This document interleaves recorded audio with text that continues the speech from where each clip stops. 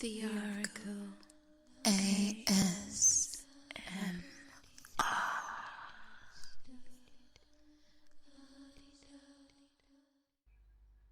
Welcome.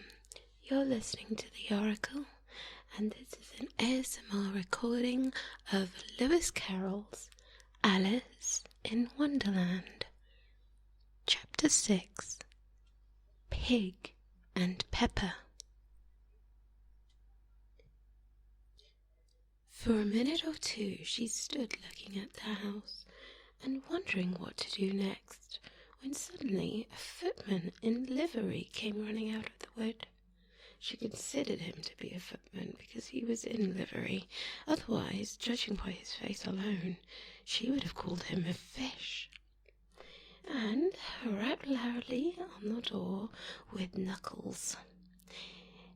It was opened by another footman in livery, with a round face and large eyes like a frog, and both footmen, Alice noticed, had powdered hair that curled all over their heads.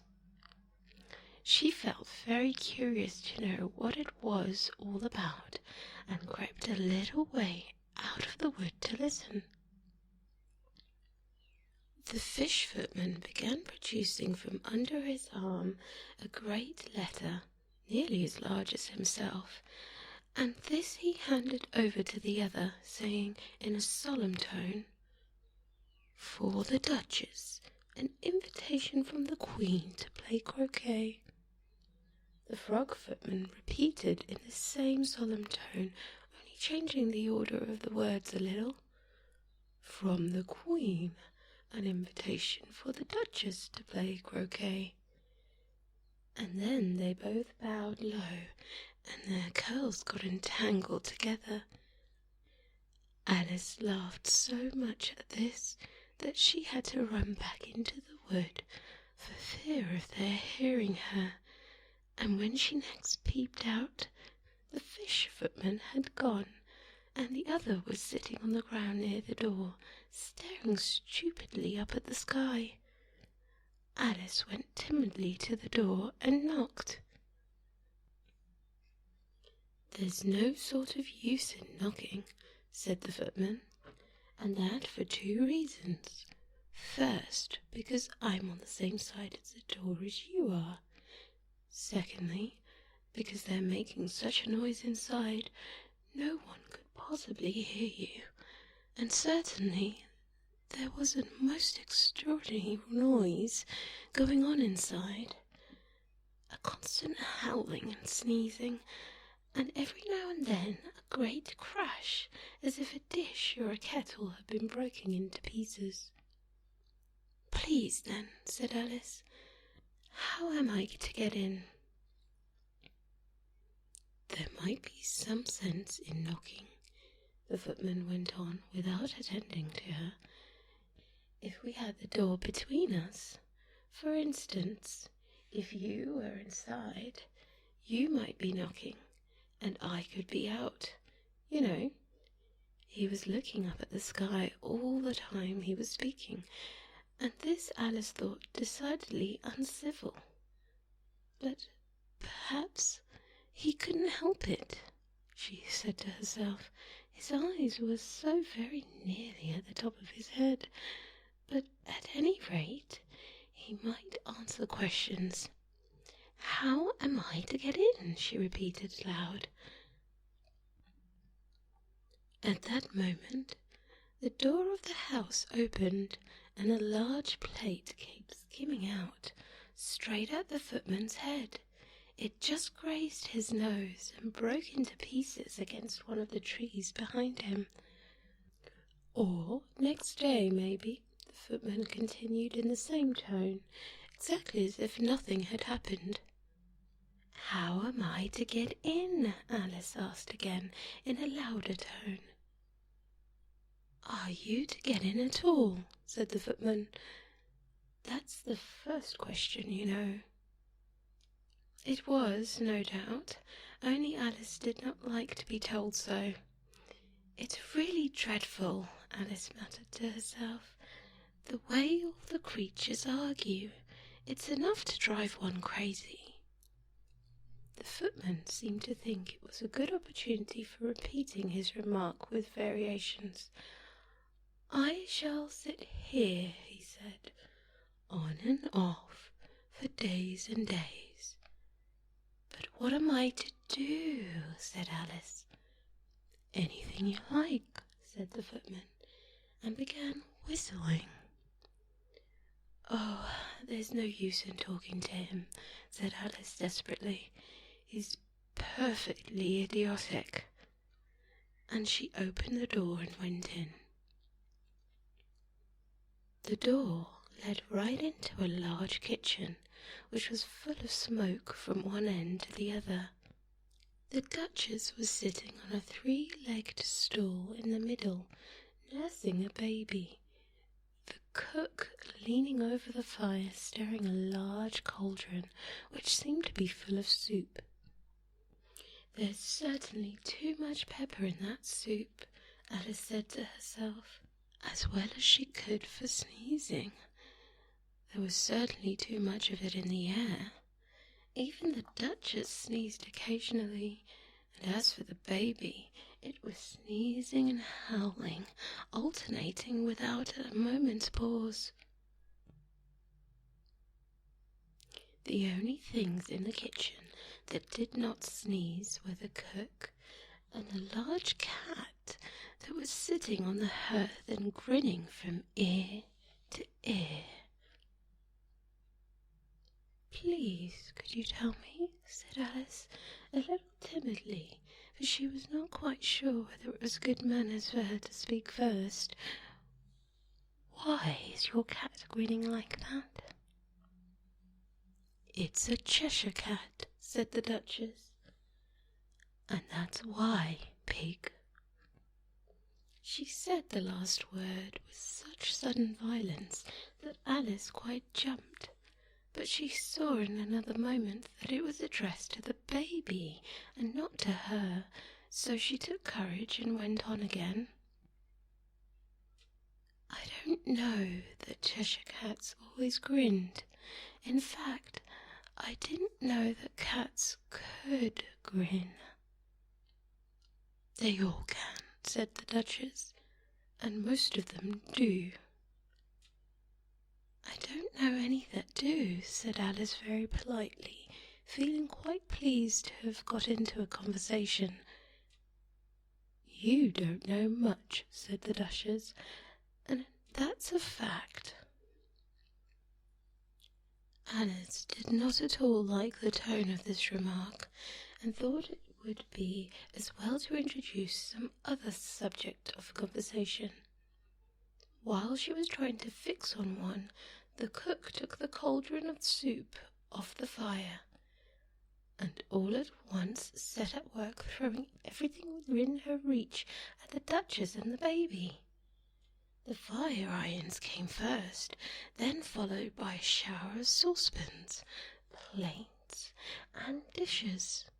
The Duchess took no notice of them, even when they hit her, and the baby was howling so much already that it was quite impossible to say whether the blows hurt or not. "Oh, please mind what you're doing," cried Alice, jumping up and down in an agony of terror.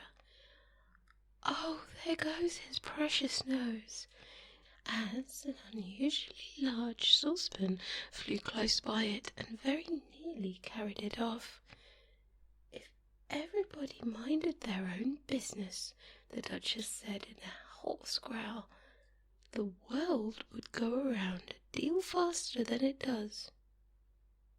"Which would not be an advantage," said Alice, who felt very glad to get the opportunity of showing off a little of her knowledge. "Just think of what work it would make with the day and night.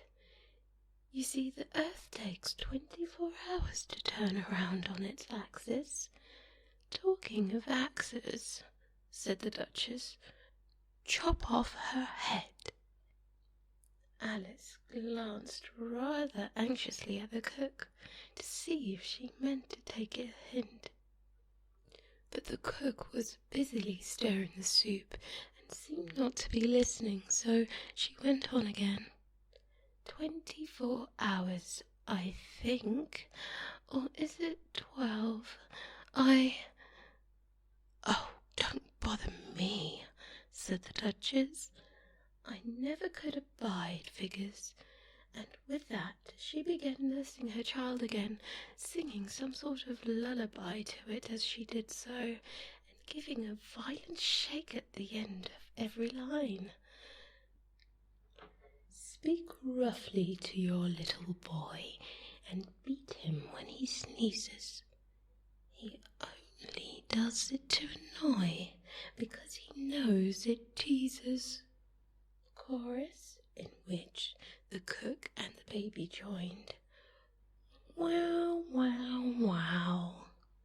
And while the Duchess sang the second verse of the song, she kept tossing the baby violently up and down, and the poor little thing howled so that Alice could hardly hear the words. I speak severely to my boy, I beat him when he sneezes, for he can thoroughly enjoy the pepper when he pleases. Chorus. Wow, wow, wow. Here, you may nurse it for a bit if you like, the Duchess said to Alice, flinging the baby to her as she spoke. I must go and get ready to play croquet with the Queen. And as she hurried out of the room, the cook threw a frying pan after her as she went out, but it just missed her. Alice caught the baby with some difficulty, as it was a queer-shaped little creature, and held out its arms and legs in all directions, just like a starfish, Alice thought. The poor little thing was snorting like a steam engine when she caught it, and it kept doubling itself up and straightening itself out again. So altogether, for the first minute or two, it was as much as she could do to hold to it. As soon as she made out the proper way of nursing it, which was to twist it up into some sort of knot, and then keep a tight hold of its right ear and left foot, as to prevent its undoing itself, she carried it out into an open air. If I don't take this baby away with me, thought Alice, they're sure to kill it in a day or two. Wouldn't it be murder to leave it behind? She said the last words out loud, and the little thing grunted in reply. It had left off sneezing by this time. Don't grunt, said Alice. That's not the proper way of expressing yourself. The baby grunted again, and Alice looked very anxiously into its face to see what was the matter with it. There could be no doubt it had a very upturned nose, which much more a snout than a real nose, as its eyes were getting extremely small for a baby.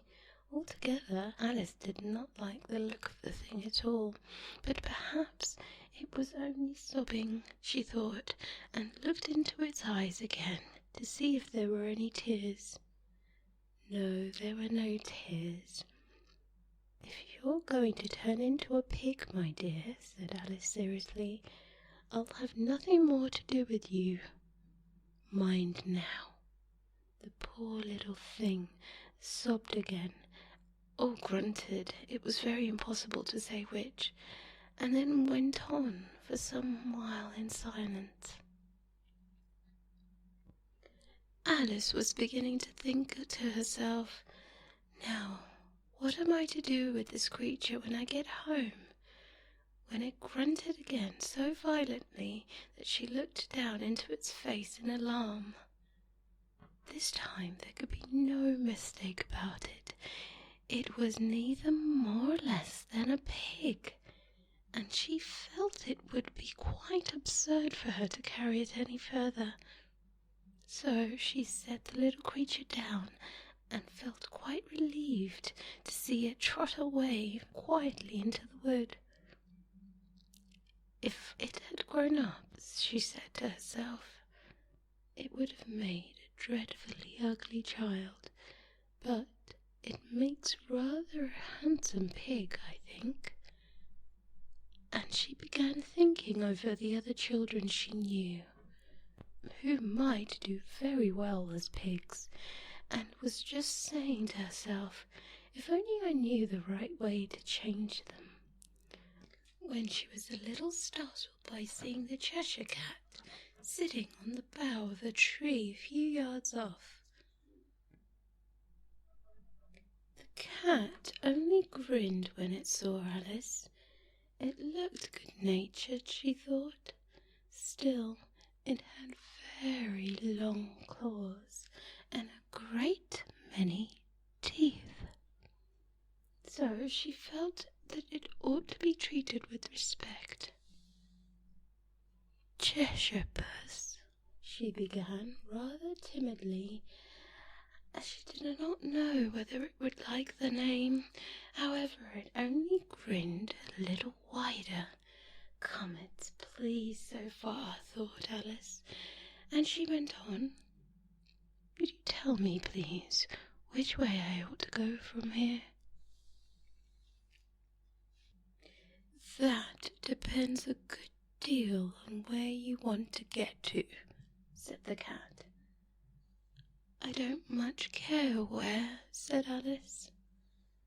Then it doesn't matter which way you go, said the cat. So long as I get somewhere, Alice added as an explanation. Oh, you're sure to do that, said the cat, if you only walk long enough. Alice felt that this could not be denied, so she tried another question. What sort of people live about here? In that direction, said the cat, waving its right paw around, lives the Hatter, and in that direction, waving the other paw, lives a March Hare. Visit either you like, they're both mad. But I don't want to go among mad people, Alice remarked. Oh, you can't help that, said the cat. We're all mad here. I'm mad. You're mad. How do you know I'm mad?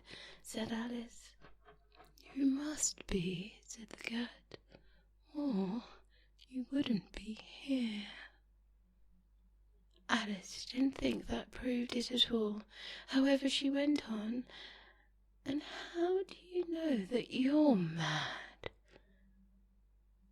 To begin with, said the cat, a dog's not mad. You grant that? I suppose so, said Alice. Well then, the cat went on, you see, a dog growls when it's angry and wags its tail when it's pleased. Now, I growl when I'm pleased and wag my tail when I'm angry, therefore I'm mad. I call it purring, not growling, said Alice. Call it what you like, said the cat. Do you play croquet with the Queen today? I should like it very much, said Alice, but I haven't been invited yet. You'll see me there, said the cat, and vanished. Alice was not much surprised at this. She was getting used to queer things happening. While she was looking at the place where it had been, it suddenly appeared again. By the by, what became of the baby? Said the cat. I'd nearly forgotten to ask. It turned into a pig, Alice quietly said. just as if it had come back in a natural way. "I thought it would," said the cat, and vanished again. Alice waited a little, half expecting to see it again, but it did not appear, and after a minute or two she walked in the direction in which the 𝗦𝗢𝗖𝗜𝗥𝗧 was said to live. "I've seen hatters before," said Alice to herself. "The March Hare will be much the most interesting, and perhaps, as this is May, it won't be raving mad. At least not so mad as in March." As she said this, she looked up, and there was a cat again sitting on the branch of a tree. "Did you say pig or fig?" said the cat. "I said pig," replied Alice, "and I wish you wouldn't keep appearing and vanishing so suddenly. You make one quite giddy." "All right," said the cat, and this time it vanished quite slowly, beginning with the end of the tail and ending with a grin, which remained some time after the rest of it had gone. "Well, I've often seen a cat without a grin," Alice thought, "but a grin without a cat, it's the most curious thing I've ever saw in my life." She had not got much further before she came in sight of the house of the March Hare. She thought it must be the right house, because the chimneys were shaped like ears, and the roof was thatched with fur. It was so large a house that she did not like to go nearer until she nibbled some of the left-hand bit of mushroom, and raised herself to be about 2 feet high. Even then she walked up towards the house rather timidly, saying to herself, "Suppose it should be raving mad after all. I almost wish I'd gone to see the Hatter instead." And that completes chapter 6 of Alice in Wonderland. I do hope that you're enjoying this story, and please let me know in the comments. I will be completing the whole story of Alice in Wonderland, so be sure to be subscribed and use the notification icon so you don't miss out. Thank you.